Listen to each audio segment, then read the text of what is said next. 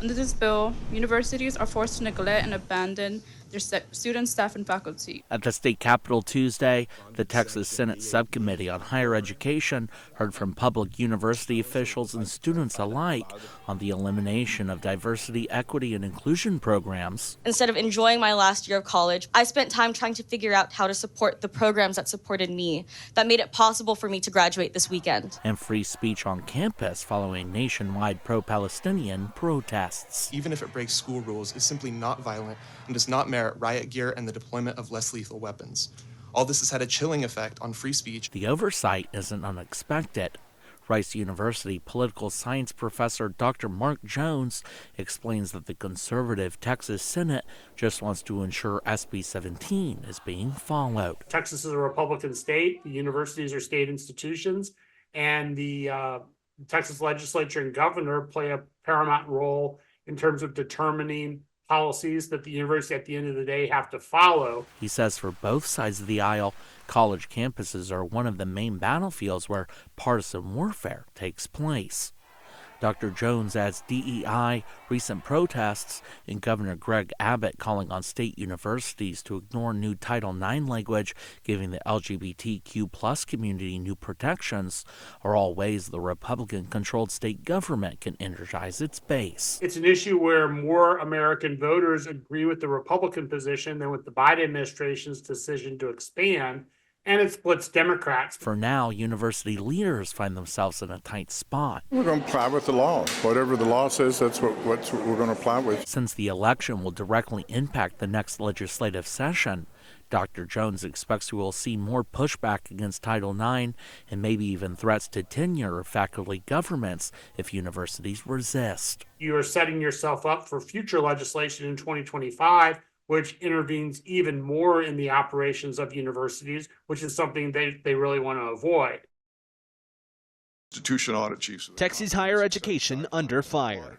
Every dollar spent on bloated university bureaucracy should be redeployed to ensure that all Texas students, regardless of race, are college ready and heavily recruited. In a much anticipated Texas Senate hearing, public university systems from across the state testified about how exactly they're implementing SB 17, which is the state's ban on diversity, equity, and inclusion, and particularly whether they've gone far enough. The University of Texas at Austin and the UT system at large have drawn particular scrutiny over recent layoffs, including campus protests.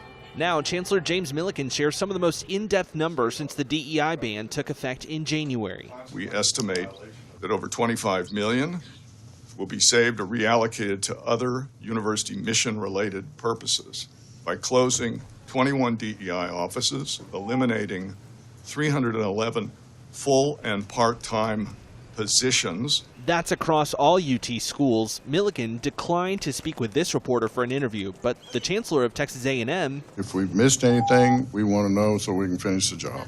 John Sharp, was more open about his support for the law. But are you prepared to go even further and potentially comply even more with further layoffs in your system? We're going to apply with the law. Whatever the law says, that's what we're going to apply with, just like all these other universities.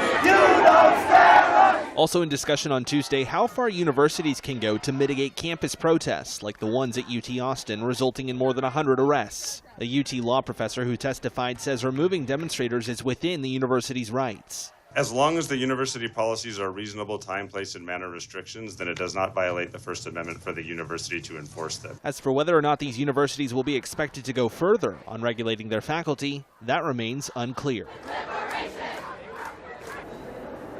Well, several groups met led by the Texas Legislative Black Caucus to speak out against Senate Bill 17 and what it stands for.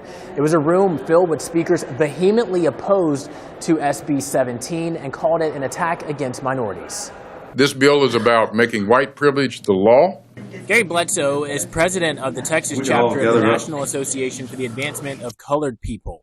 He says Texas's Senate Bill 17 doesn't address anything related to diversity, equity, or inclusion.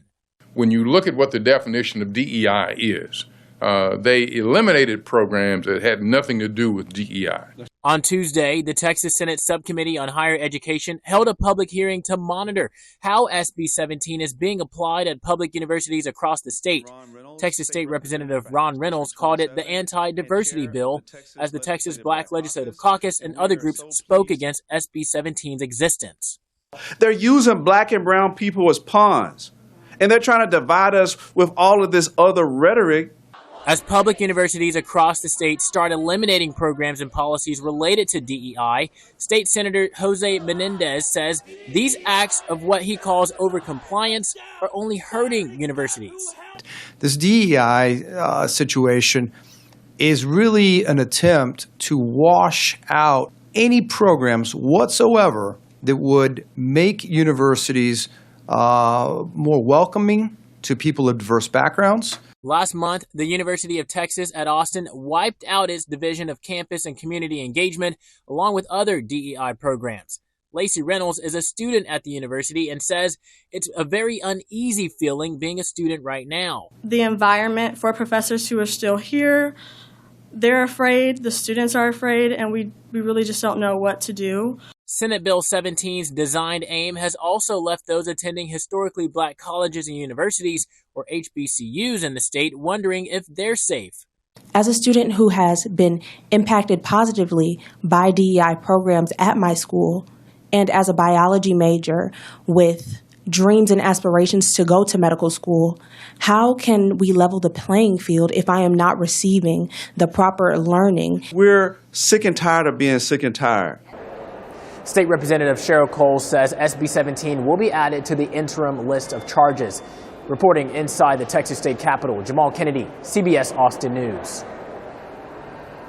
Thank you for watching. Please hit the subscribe button and get the latest news by downloading the CBS Austin News app.